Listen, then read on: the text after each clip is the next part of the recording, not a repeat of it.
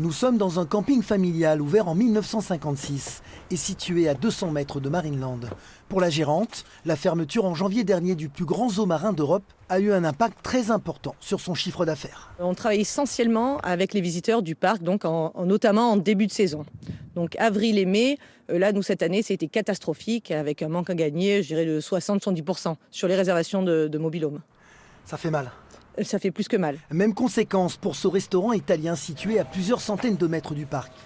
L'établissement de Sonia Vigliarolo a enregistré une baisse de 20% de la fréquentation cet été. Les familles qui sortent du parc pour venir se restaurer chez moi, en l'occurrence, eh bien, c'est des gens qui viennent une année sur l'autre, qui ne viennent plus. Je les ai plus revus. Sonia a donc trouvé des alternatives pour attraper son manque à gagner. On a plusieurs solutions. On fait plus d'emporter, on essaie de développer de la livraison, on essaie parce que la restauration sur place est une chose, mais on essaie de faire des choses parallèles, quoi. Même combat pour ce commerce implanté depuis 15 ans au bord de la Nationale 7. 10% de chiffre d'affaires en moins sur la saison estivale. La responsable des ventes a elle aussi dû s'adapter. On essaye de trouver des alternatives. Là aujourd'hui on fait mondial relais, chose qu'on ne faisait pas avant. On attire du particulier, chose qu'on a perdue aujourd'hui. Et du coup, ça nous remplit un peu le volume qui nous manque aujourd'hui.